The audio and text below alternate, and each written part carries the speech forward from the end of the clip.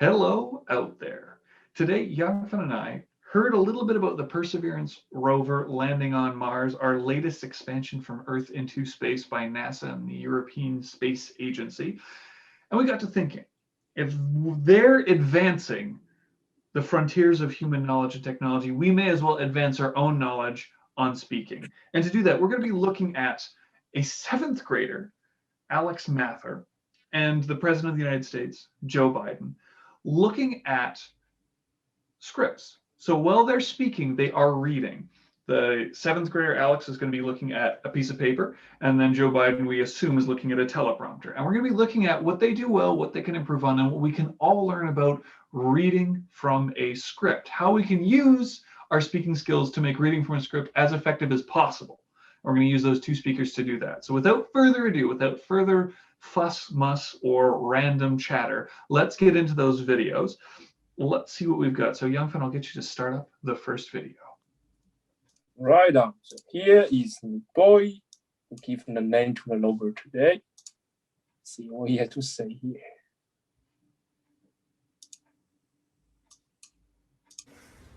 Curiosity, insight, spirit, opportunity. If you think about it, all of these names of past Mars rovers are qualities we possess as humans.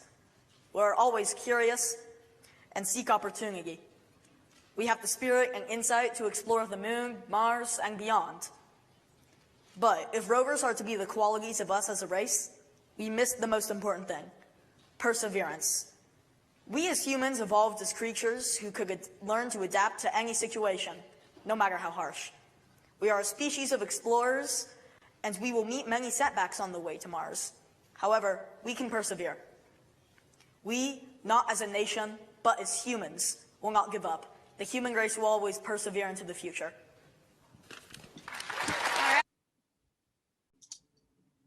Okay, that is the speech from the 7-year-old boy who gave the name to the rover. Let's hear what everyone. Seventh grader, not 7 years old. He was like 12. Seventh grade. Sorry, Mark. Yeah, it's all good. It's all good. So a couple thoughts. One, it's really well written. Obviously, they gave him the honor of having it name the rover. His essay was the source of the name for the rover. It's really well written, and he has some excellent uses of word repetition and wordplay in there, like when he talks about the different names of the rovers, insight, curiosity, yada, yada, yada. He repeats those words later, which is really nice. But what does he do with reading the script? So one thing that I think he does well is, despite having a piece of paper in his hand, he still looks up. And this is something that is often overlooked. Scripts become a black hole in speaking. They attract our eyes to go down, that tilts our head down, our gestures come in and grasp the paper. We almost want to hunch over the script. Pieces of paper suck everything in around them when we're speaking. So it can be a big problem. And I think one thing this kid Alex did well was he stood up tall, he still had his shoulders back, and he looked up at his audience consistently. He would glance down to read, which is fair, but then he'd look back up at his audience. And this is an important thing. People forget to do that. There are going to be times when we have to use a script, but irrelevant of whether we use a script or not, we need to consistently make eye contact. One thing I would love to see him do to improve, and this is something that a script can also cause issues with, is emphasis, making keywords stand out. What I would have appreciated in his opening, instead of just listing out those words with very little emotion and very little variation in his voice, curiosity, insight, I would have appreciated him going, curiosity, insight. These are the names of previous rovers, right? Give us some pauses. Make certain words have a higher pitch, insight, or a lower pitch, curiosity. And that way we get a differentiation between the different points. We use our voice to separate out the ideas and to hold our audience's interest longer. And at the same time, he could use that throughout, make certain ideas stand out with his voice more. Yeah, these are great points. That is typically the challenge when reading off a piece of paper. You become disengaged emotionally with the content you're speaking to. And that's very different when you kind of have the words flow through your mind. But what I do find out, even the kids doing the reading itself, he's really clear and he's very, very confident. So although yes, he's emotional, his tone and his pitch can vary a bit more, but he take a good pauses. And these 3 words of previous Rover, it really strike me very clear. I said, wow, that is the nature of mankind. And that's great to keep that tradition. So he still giving that message to me, even though there's a lot of improvement he can make. And I hope listener out there, when you have to use a piece of paper, there's something you to look out for. But that is from a 7th grader, a boy. But in a highest office, the president, a man, is also reading off a piece of paper. And that is not the actual paper, that's teleprompter. So it's a higher technology, but the key idea is the same. So what I want to show in the next video clip here is how he read from this higher technology thing and how he can handle the situation in the highest office. So here I'm gonna share the screen.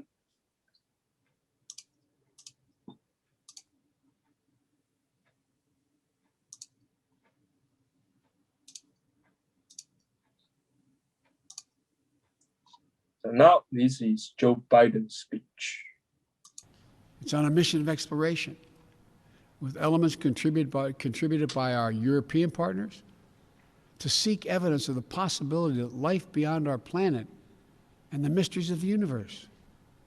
Over the next few years, Perseus has been called, but Perseverance will range and collect samples from the red planet and pile them up.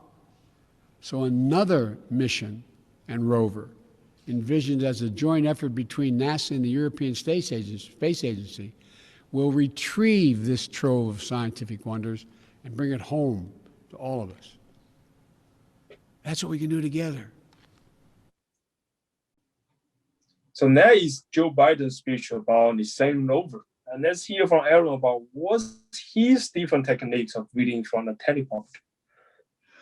So, okay, I talked about emphasis for Alex, and I think that Joe Biden does bring in some emphasis. He does say words with a different tone of voice, and that's kind of the first thing we think of with emphasis, is using a slightly different voice for things, right? So that's the first step most people take to emphasize something. They'll generally go with saying it louder or higher pitch or lower pitch, or just changing their voice a little bit. And I think that Joe Biden does do this here. He does demonstrate fairly effectively the importance of emphasis. Not to mention that he does get his gestures involved, which is the benefit of a teleprompter over a piece of paper, because he doesn't have to hold something. When you hold something, it's harder to gesture. You do still have one hand, but it is still harder to gesture. Either you're not gesturing or you're flapping a piece of paper around, which is distracting. So we do see some gestures, which is nice. Now, the thing, I think, there's 2 things I see with Joe Biden's speaking that I don't like as much. One, he's not super clear with his speaking. He's often mumbling, it seems like, which is surprising considering the speaker and the situation. This is a prepared speech. You would expect clarity, good diction, and enunciation. And there are a couple times where he mumbled something or said it too quick. So I feel like there should have been a bit more effort put into clarity. And then the other thing is, well, I already talked about voice variation. I would like to see greater emotional variation here. He just kind of had the same emotion throughout, and this could be applied to Alex, the previous speaker, as well. Although he's a lot younger, it's harder, and he's reading from a piece of paper, which is once again different from a teleprompter because it's not so different. But I would love to see emotion out of both of them, emotional variation. So something like when Joe Biden says, "That's what we can do together," instead of saying it with this kind of almost laid back voice of, "That's what we can do together." I want to see more intensity. I want to see a more intense emotion. I want to see an inspirational drive and being like, "That's what we can achieve together. This is what we can do." And we have a different voice. We have a different style. We get a bit more passion appearing in there. And all of a sudden it becomes more compelling, right? If he were to say something like, "This rover is a symbol of a connection between the ESA and the USA. This is a great opportunity for connection between the 2 of us." There's more passion, there's more engagement. He can still have moments of this more laid back, relaxed voice where he starts by saying, "It's there to collect samples." We have the relaxed voice, and then we can get into passion later. Having emotional variation creates engagement. And that would be something that would be interesting to see from both of them, but it's a challenge when we're going from a script because it's hard to bring our own emotions in. We're reading, our brain's engaged with words on a page or words on a screen. So if we're distracted by that, it's easy for us to forget about emotion. If you forget about emotion, you're going to lose engagement though. So you need to, even while reading, bring the emotion in. Those are my thoughts. That's very true. One of the most obvious, I would call it mistake, use a quite serious word here, when someone reading off the script is, they go back to in their words. If you listen carefully in Joe Biden's words, he go back twice. Space agency and some other. So that is a typical cue of someone's reading and his mouth go too fast than his mind, and he can go back for a few words and then move on. So if you don't read the script, don't do that. If you really read something, fully engaged to the content here. I think to a point, and Joe here, he's a bit disengaged. So that, as Aaron highlighted most of his comment here. And what I really want to bring is, what can you do then as a speaker yourself in some situation? For example, when you give a best man speech, or even you give a speech of your own wedding. I see my friends pull out their phone and reading on their phone for their vows. If you do that because you're so nervous, high stress situation, everything is on the stake. What can you do? Well, I would say read slower and emphasize the words has the deeper meaning to you. Because when the word meaning means thing to you, you can convey your emotion to your audience. Then the audience will know, okay, that's the important bits of what this person wants to tell us. So really engage on the content you are reading. Do not go back notes. That's really bad. And just in case anybody here is going for a best man speech tomorrow, or that's why you're reading this video, try to throw that piece of paper out. And I did that myself. I wrote a speech for my own wedding. I was going to read it. I pulled it out. I look at it. I decided not to and throw it on the floor. I just go with it. Because by that time you give a speech, I believe you know what you want to say. Have confidence in you in that case. Although I would argue this is a slightly different situation. Yes, if you can, you want to get rid of the script. But in this case, you've got someone who's reading their essay.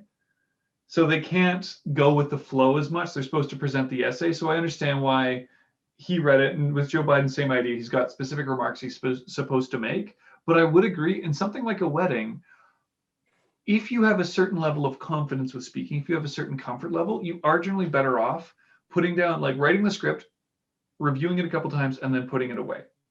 And you can let your emotions speak for you. Otherwise, you run the risk of losing that voice variation, the emphasis. You lose your gestures. You lose your emotions. So I totally agree in the case of a wedding. If you're reading an essay that you won an award for, read the essay. Unless you have it perfectly memorized, just read it. But if you're doing a best man speech or you're speaking at a wedding, if you've got 90% of the speech prepared, chuck the paper out the window because you don't need it. It's never too late to chuck that piece of paper. I literally chucked right before my own speech. Maybe I'm using it as acting component. I don't even remember. It was a very emotional day, but I do remember I chucked my paper away just in the second before my speech. Which is a good thing to do, although there are risks associated. If you're someone who doesn't like speaking all that much, who doesn't have a lot of practice, who hasn't reviewed it, who has no idea what to say, maybe keep it. But I think that if you have the ability to plan ahead, plan not to use paper, because it is a dangerous thing. It has a lot of risks. We think of speaking without a script as risky. I think of speaking with a script as risky. Yeah, I think both are risky. You're better off putting time into preparation. That's my argument. But yeah, I agree. So that's what I want to bring together, this interesting comparison from the boy to the president who was once a boy himself, and to see that transition of different form of the piece of paper of how people reading our speech. In a way, when we do speech, we read off speech all the time. We read from our mind, but really remember, engage emotionally. And that's the key. And that paper will be gone in no time. Definitely. I couldn't agree more. Yeah. With that said, thank you very much. Stay fishy out there, and we'll see you next time. See you next time. Yes, ZAPY Speaking.